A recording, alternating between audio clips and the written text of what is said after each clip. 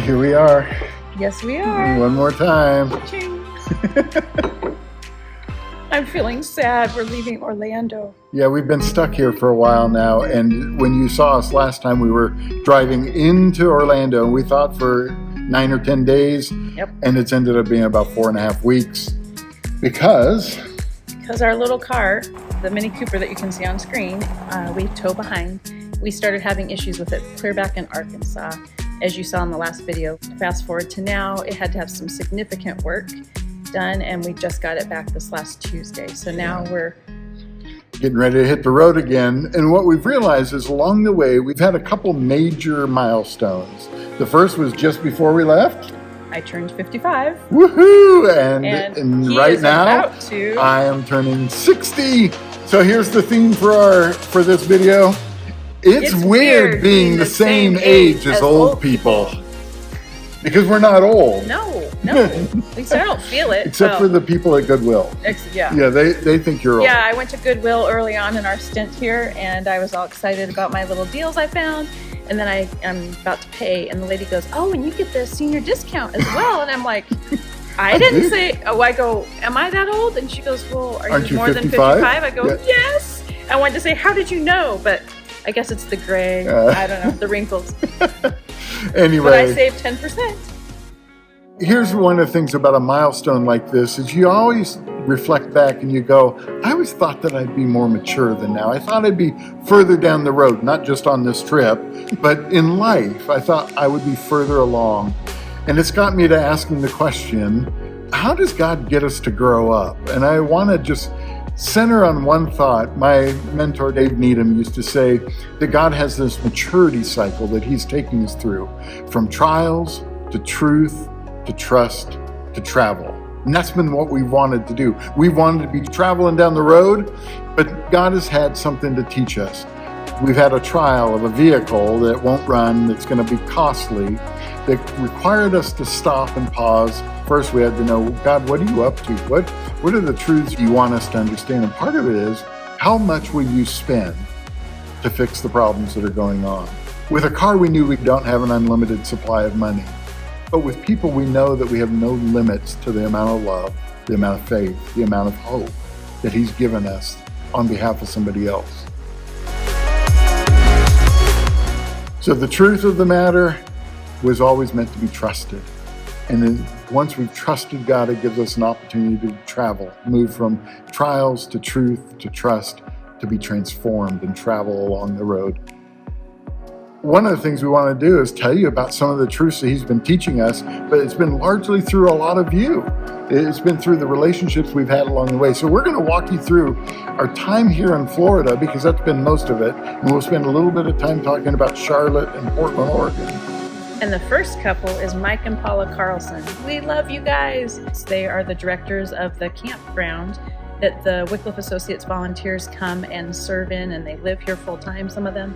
This really has become a place of rest for us, and that's largely because of the two of you. Thank you so much. As we came into Florida, we had one stop along the way. And that was with Phyllis and John Cantrell. She is the mother-in-law to Michael Ewing, who's one of our alumni. We saw Michael just before we hit the road on this tour. He came by the headquarters for Cadence, and we had a great visit with him there.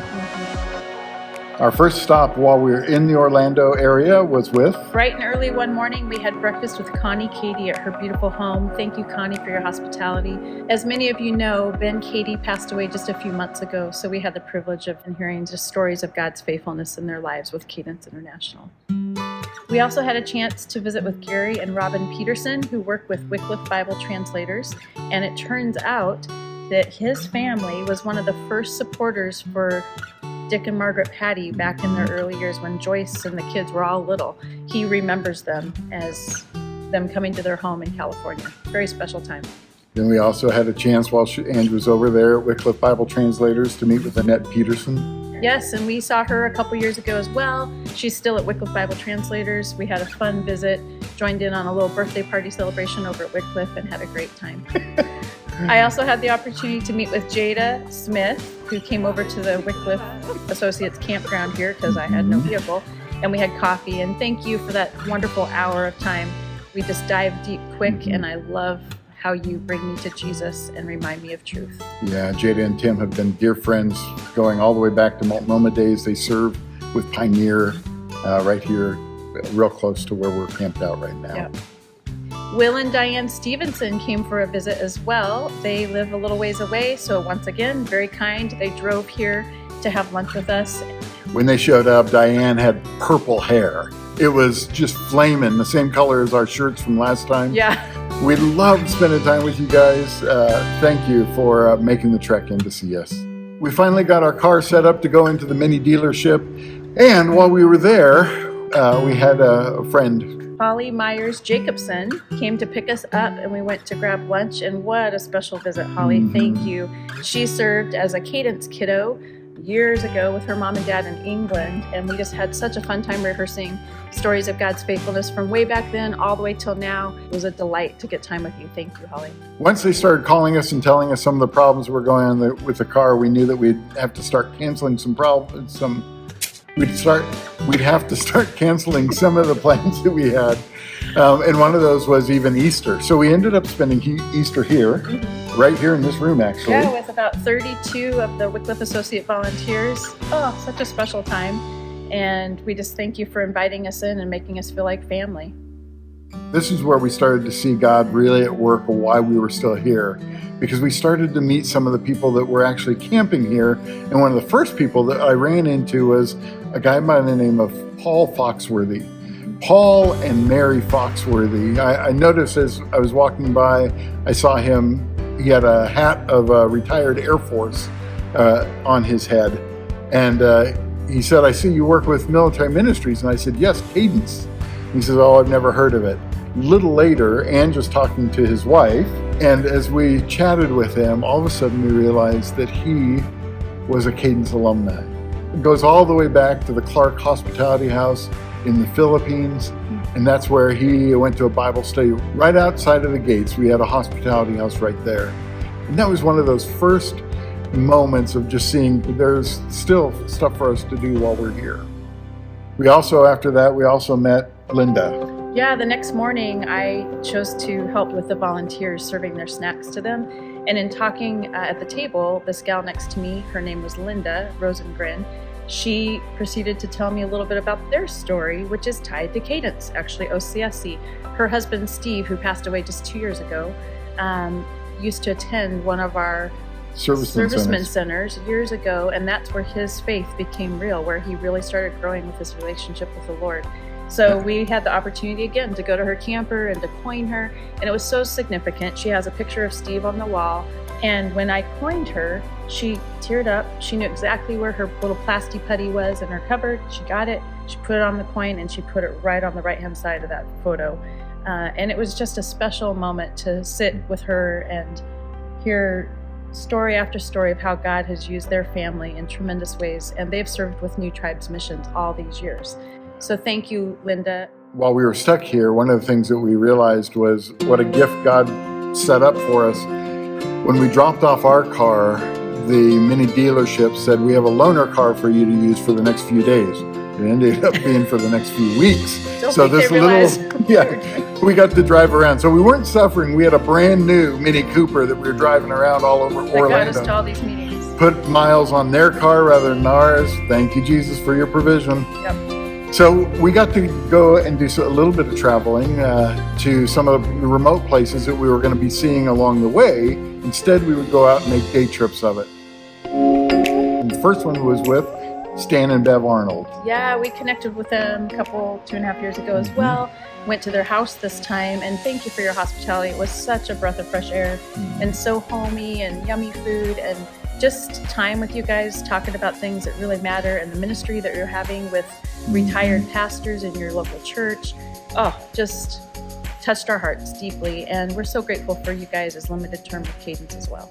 Our daughter always makes fun of us that old people are bird watchers or bird feeders. True. And it's Stan and Bev's. I noticed outside their door they have bird feeders everywhere, and I'm going, "Oh, what kind of birds do you have around here?" My daughter would be laughing right about now. Yeah, I'm sure she is when she's watching this. Yes. So from Stan and Bev, we came back, and then the next day we drove to Ken and Karen Habedank's house, and what a fun day, and it's just full of surprises. Now, you have to understand the text messages that were coming from Ken beforehand. He was saying, he says, now I've got some armadillo stew getting ready that I'm fixing for you. Or like nobody else has ever come back to have another meal with us. Yeah. If you want to come. Because he says he's got some sardine casserole that he was going to make. Yeah. So as these texts were coming through, we knew we were in for a real treat. And then when we got there in his office, all the walls, you can see it on the screen there, his walls are filled with placards and memorabilia from his time in the war. In the Air Force. Yeah. He retired as a 2-star general. So you don't get to that rank without 2 things, of being a strong leader, but also knowing how to work with people. And it was obvious, just from the lightheartedness he brought to our time, that he was used to taking the attention out of the moment. Their connection to Cadence OCSC goes back to England with Jesse Miller. And our visit, Karen, with you was such a special little time when you and I pulled off into the patio area, talking about the birds on the back patio. But more than that, you sharing about your time with Nettie Miller and what she meant to you and how she impacted you. Thank you for sharing that. That was really special. Yeah. From there, we went up the road to Gainesville. And in Gainesville, who did we see? Roy and Debbie Guerin. Had a fantastic visit, and we were super sad to miss getting to go to Israel with you guys. We love you guys so much. We love hearing your stories, and Roy shared a copy of a book that he wrote a few years ago. You'll see it on screen there. Thank you for your years of faithful service with the Navigators. Right. Because we were stuck here for a little bit longer, we actually were able to do a couple things that we weren't expecting to do. One of them was to go and see a rocket launch. We got to see from a distance a couple of the Starlink rockets go off and come back down 7.5 minutes later. Wow, what an exciting experience to have the roar of the engines go on. Mm-hmm. It's pretty cool. And we got to go to the beach, which was, he thought the rocket thing was cool. I did too. But the beach is my love language, so I was very happy.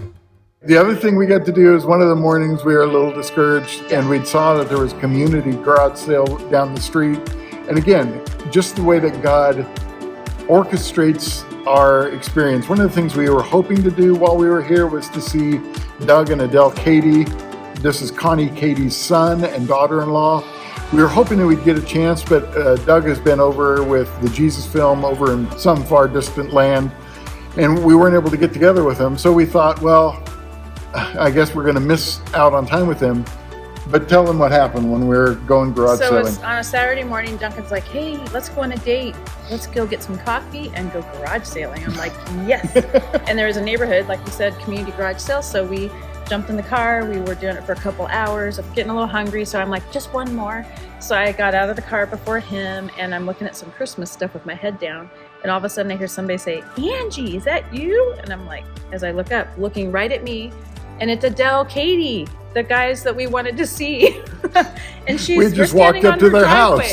So we stood there for like, I don't know, an hour and a half visiting, and it was so sweet, and just had a wonderful time visiting. Yeah, that was really significant. It's a total God moment. Yes.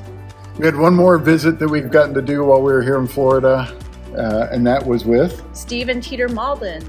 Got to go to their home. You guys are always so encouraging. Thank you for loving on us and speaking life into us. Oh, just touched our hearts deeply. And we're so grateful for you guys as limited term with Cadence as well. So unfortunately, we ended up having to cancel a couple weeks of our travel. When they said that the car wouldn't be ready, we just said, well, we'll just fly up to Charlotte, visit all the people that we were going to stay up there with. And we did. Who did we get to see up there? Well, our first stop was Jim and Jessica Kress. Mm-hmm. Oh my goodness, we haven't seen Jessica for years. Yeah. Lots of years. And it was just so fun to catch up with you both and to hear about your kids and your ministry. Thank you for your faithfulness and for your friendship. We also got to spend some time with Ken and Leslie Crabb. As I hear the kind of impact he has with his Bible studies with these high executive leaders, I'm so grateful for a man who has a voice and a bold voice of God's faithfulness into that world. It was really something to watch what kind of ministry doors God is opening up for Ken and Leslie. On that note, Leslie, I loved getting time with just you at your boutique and seeing the beauty that you create not just in your store, but as you invite women in to help them feel special and to be seen and to make them feel beautiful. It was just really fun to see how Jesus shines not just inside of you, but it comes out through that beauty that you offer to other people. And I felt very loved and encouraged by you. After breakfast with Ken and Leslie, we went down just about 15 minutes down the road to Rachel Crabb. This is the widow of Dr. Larry Crabb, and we got to have lunch with her. And Rachel, you're just such a blessing. You always have been, but seeing you just tell your stories about these women that you're meeting with and your neighbors and your luncheons and your Bible studies you're leading and your conferences you're speaking at, it's just really fun to see how you shine for Jesus and you love people so well. Thank you for loving us so well too. Then that night we went and spent some time with Annie and Danny Mack. Annie was part of our church in Chicago.